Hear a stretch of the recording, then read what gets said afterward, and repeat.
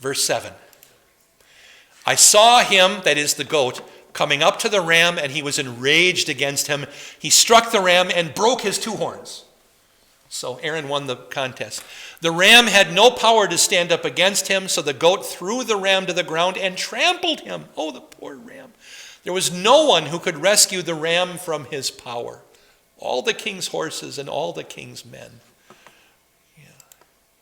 The male goat made himself very great, but as he became strong, his large horn was broken, and 4 conspicuous horns grew up in its place toward the 4 winds of heaven.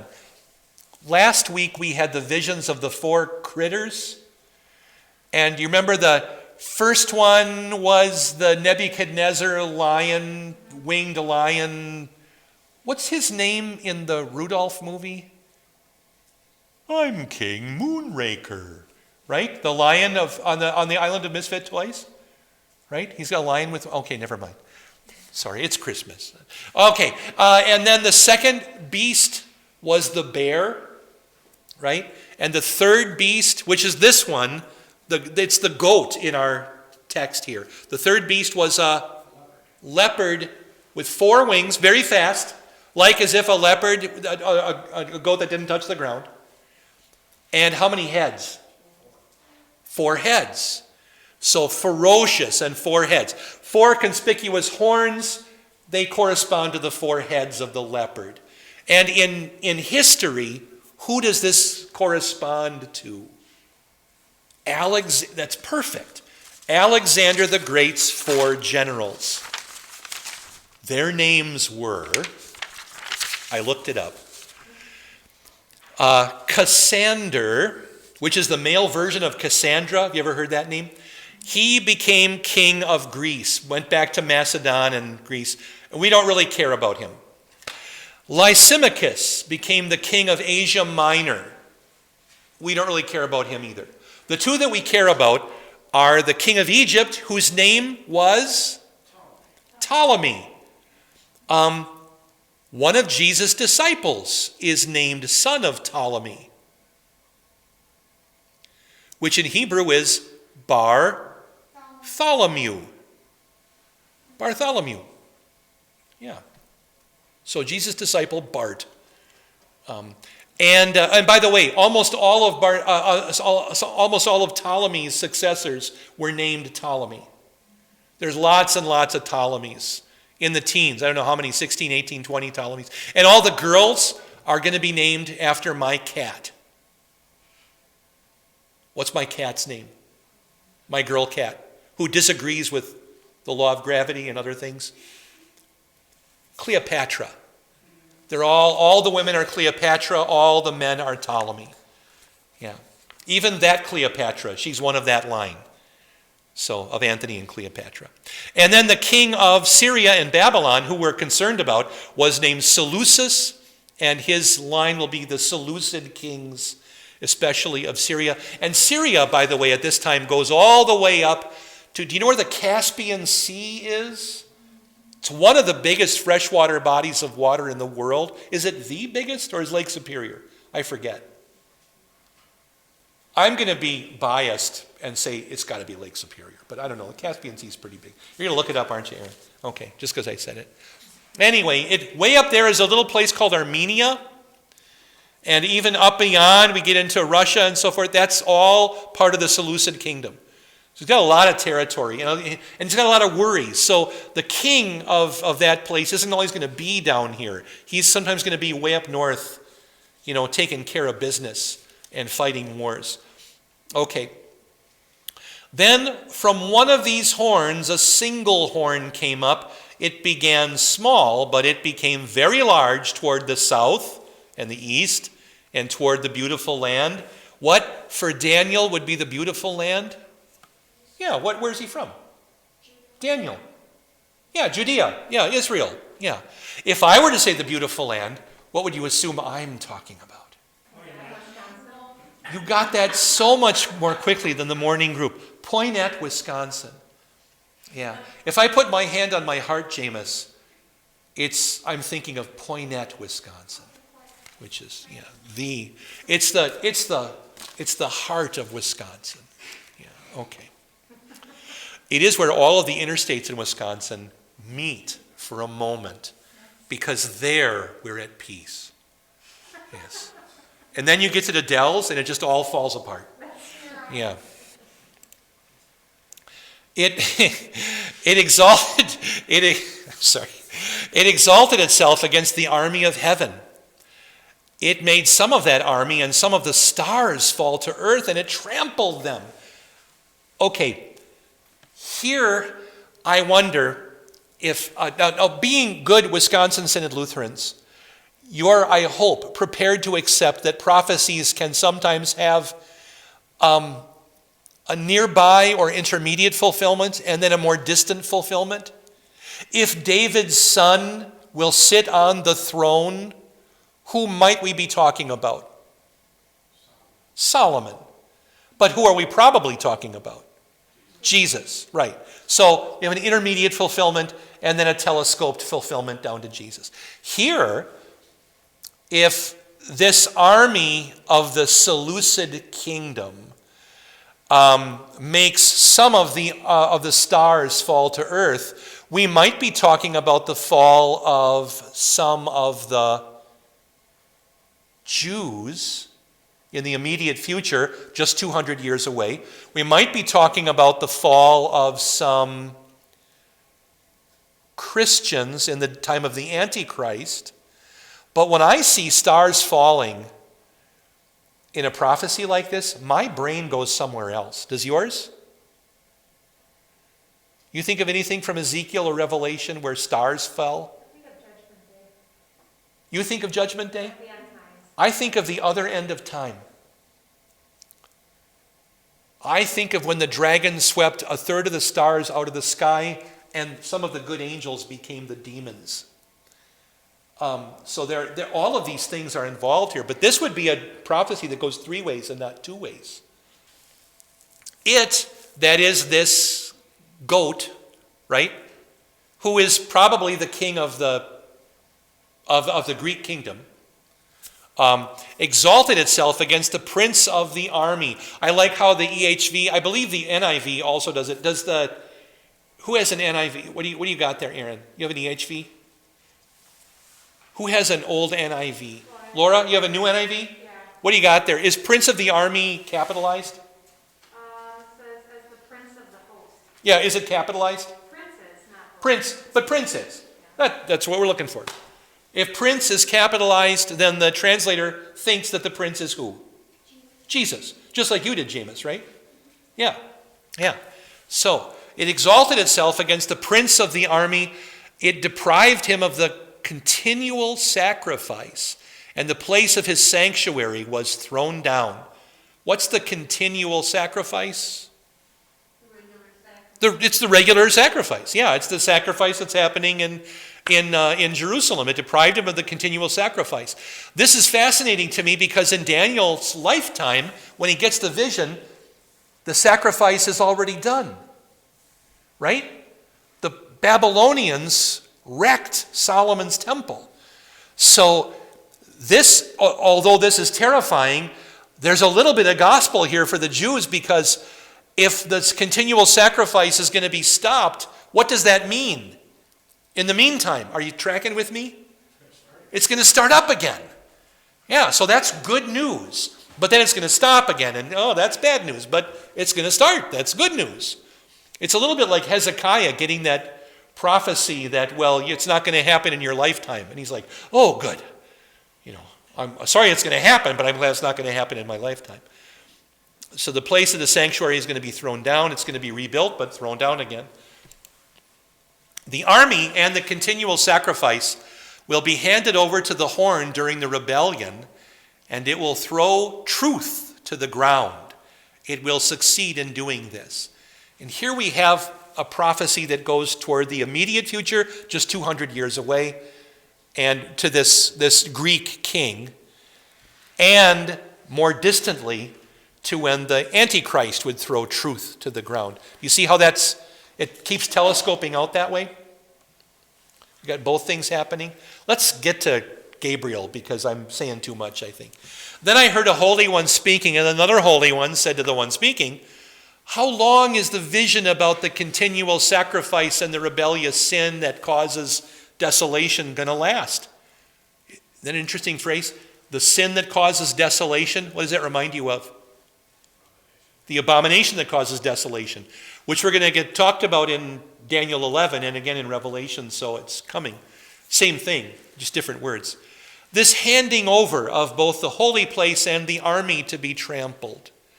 So, the host of the stars from a couple verses ago, was that verse 10? Yeah. Some of that army and some of the stars fall to earth and it trampled them. Now, the army to be trampled. So it seems like this is talking about in context, not the angels, but God's people. Old or New Testament, but God's people. And then he said, these are two angels talking that Daniel's overhearing. He said to him, until 2,300 evenings and mornings, and then the holy place will be consecrated. Oh, there always has to be one of these numbers, doesn't there? So how long is 2,300 evenings and mornings? Should I just tell you? Or Aaron, are you going to find it out quickly for us? It's 6.3 something, isn't it? Okay, 6.30. That's 6 years and 4 months or so. 6.3, right? Years. Or it could be almost 7. 7 is a holy number. It could almost go to some holy divine event, but not quite. Or maybe it'll go a literal 6 years and 4 months. And Lutheran interpreters sometimes say either of those two things. So it is true that when we're going to get, and we're going to find out in a moment that this is this Greek king named Antiochus Epiphanes IV. From the time from when he ascended the throne until the time when he dedicates, or rather desecrates the temple and it's reconsecrated by the Maccabees, it's a little over 6 years. So could it be that? Or could it be that we're telescoping this out to say, before the final ending comes, the power will be brought to an end? And I kind of like that one better, but they're both possible. So usually these symbolic numbers are spiritual and not literal. So I'm a little bit leery of saying 2,300 days is just 6 years and 4 months. I get nervous doing that because usually visions don't do that. So, I don't know. Verse 15. Let me shut up and let Gabriel talk. When I, Daniel, had seen the vision, I tried to understand it. Then suddenly there was someone standing in front of me who had the appearance of a man. Angels look different ways sometimes in the Bible, but this one looked like a man. And I heard a human voice coming from between the banks of the Ulai. It called out and said, Gabriel, make this man understand the vision. So, what's between the banks of the Ulai? The river. Yeah. Who speaks from the river of life? Who commands angels? God. Yeah. So, God says to Gabriel, Gabriel, make this guy understand the vision. So, pretty cool task on the part of the Lord. Where else do you know Gabriel from, of course? Yeah, the beginning of the Christmas story. Yeah. So he came beside the spot where I stood, and when he came, I was terrified and fell face down, which is a pretty common thing to do when you're confronted by an angel. He said to me, understand, Son of Man, that the vision concerns the time of the end. And this saying the end could have two meanings. I'm sorry about that. The ultimate end is what end? The end of the world, Judgment Day. But the earlier end might be the end of the time of sacrifice. It could be when the sacrifices come to a close, which would be still talking about Antiochus. Some of the things from here to the end of the chapter, we got about 8 verses or 9 verses left. Some of them are going to point clearly to Antiochus Epiphanes. So many that some people think that it only points to him. but some of them are going to point more clearly to the Antichrist. And so we're going to allow it to do both sometimes. When he had spoken to me, I fell into a deep sleep, fell face down on the ground. He touched me and made me stand up. What happened to Daniel? I think he fainted. Have you ever fainted? I have. I was a missionary. My mission counselor was telling me he didn't think I was working hard enough. I started pushing myself longer into the day, going further afar on foot and so forth. And I had come home for just a little bit of a break in the afternoon.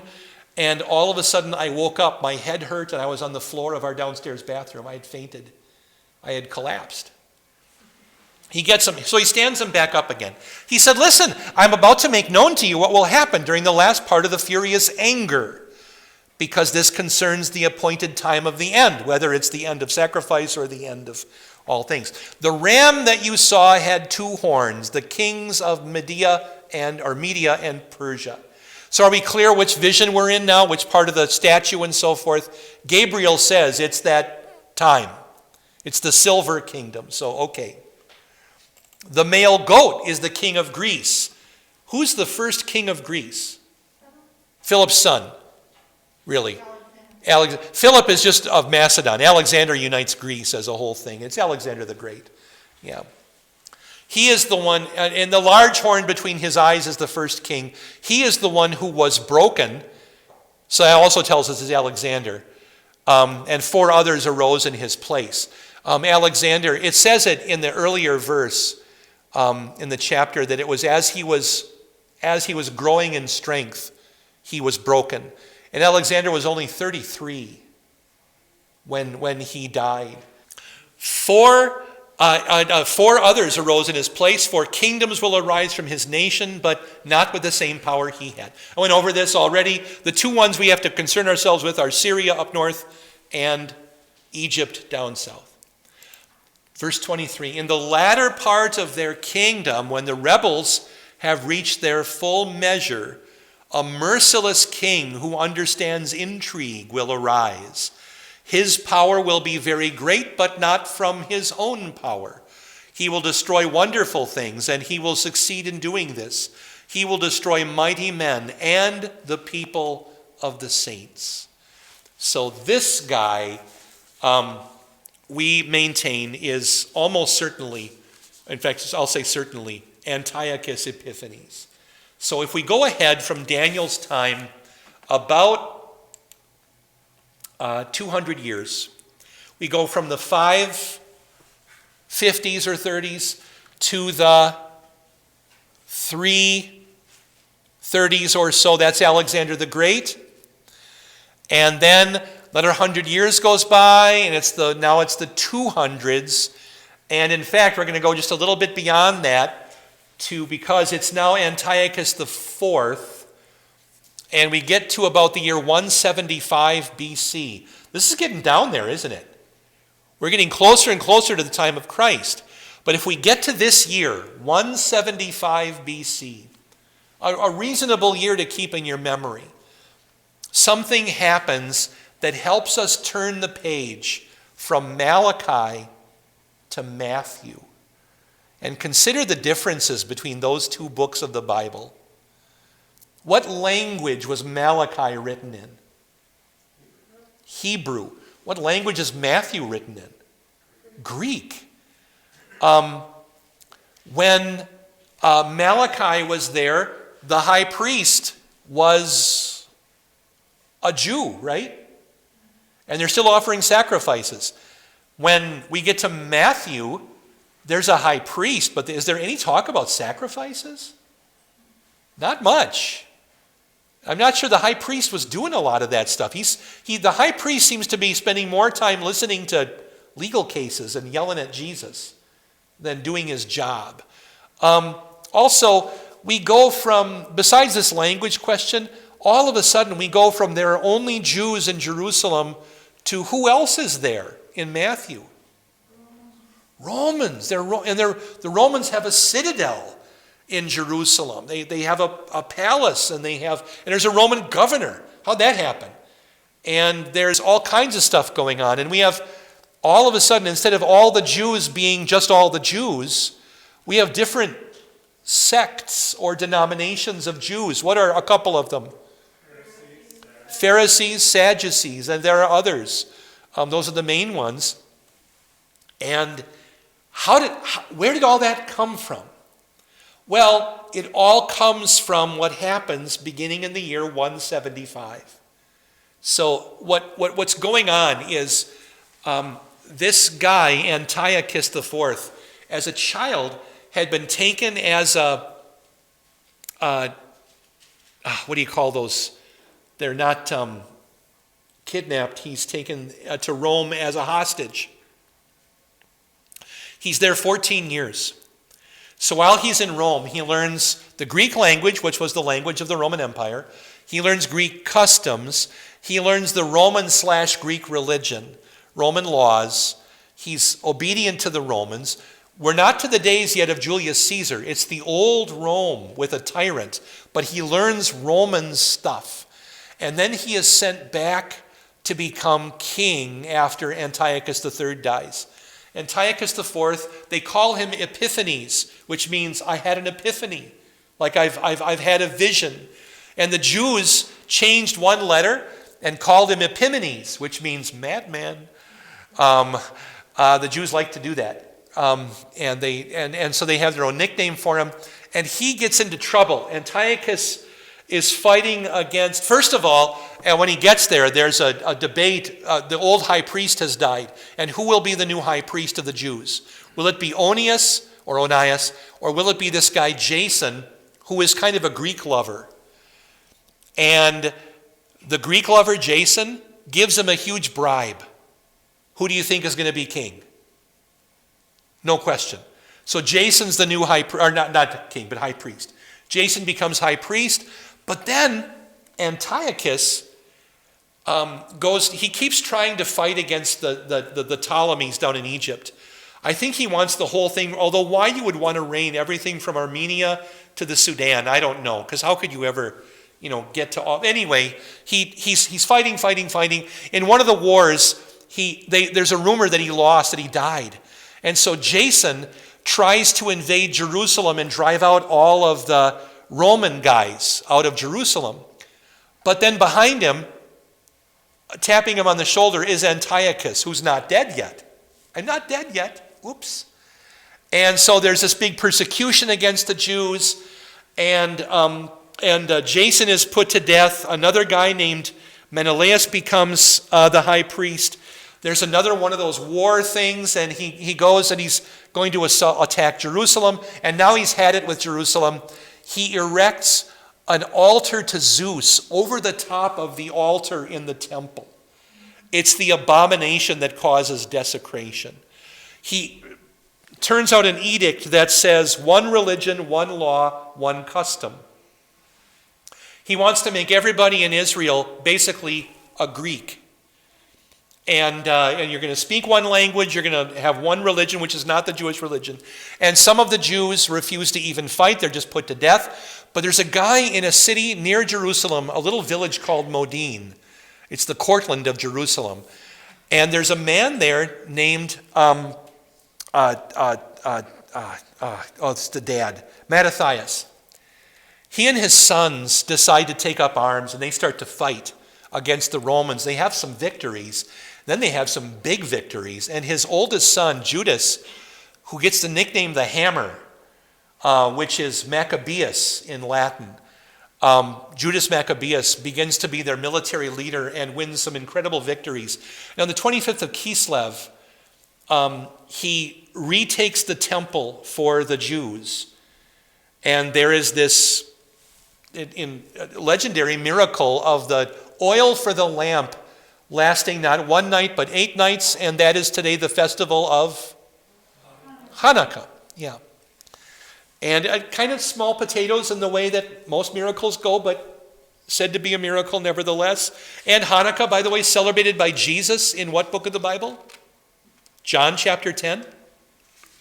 He's there for the celebration. And the only celebration that could have happened in the winter like that would have been Hanukkah, so it seems like it's mentioned in Scripture. But this Antiochus later on has another war with the Armenians, and he dies of a fever, but things go very badly, and it's where the Romans finally decide to come in and just end everything. The Romans then kick out the Greeks. Antiochus was a Greek. The Romans think the Greeks can't do it. They begin sending in their own Roman governors, and now we have a Greek-speaking faction in Israel, Roman garrisons, Roman soldiers, and the birth of John the Baptist. That's kind of where and by the way, out of the Hasmoneans, out of the Maccabees, factions begin to splinter off that begin to say, we're going to follow the Scriptures more purely, the Pharisees.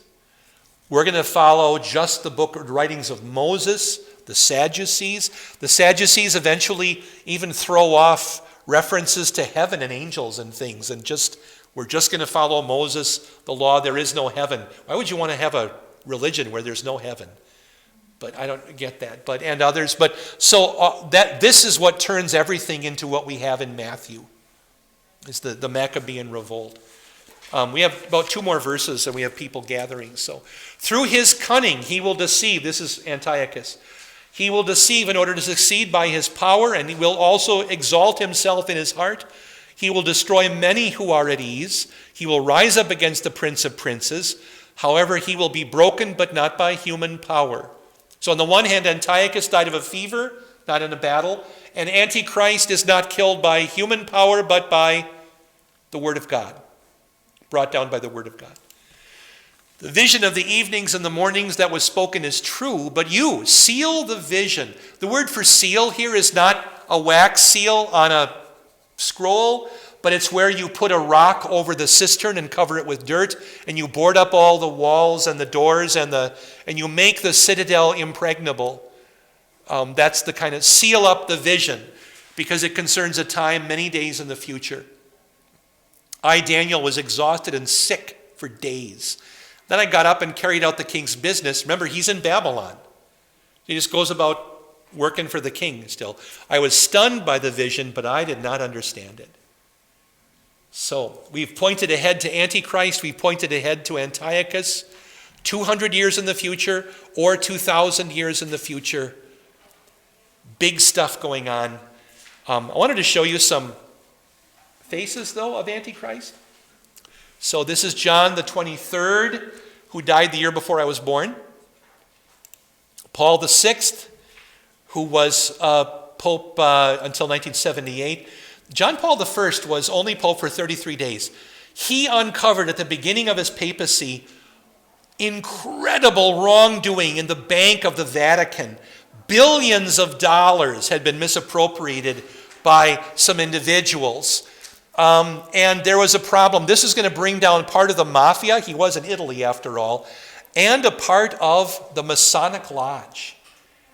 And all of a sudden, a month into his papacy, he's dead in the middle of the night with a book in his chest.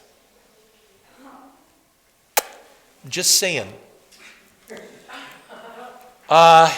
John Paul II, then 78 to 2005. Benedict XVI, who stepped down from the papacy, he's still living, and is a problem for Pope Francis because Benedict and Francis disagree about things, and they both speak as Pope sometimes. A problem. Next week, we will visit one of the great chapters of the Bible. You've been listening to Invisible Church, the Bible study podcast from St. Paul's Lutheran Church, New Ulm, Minnesota.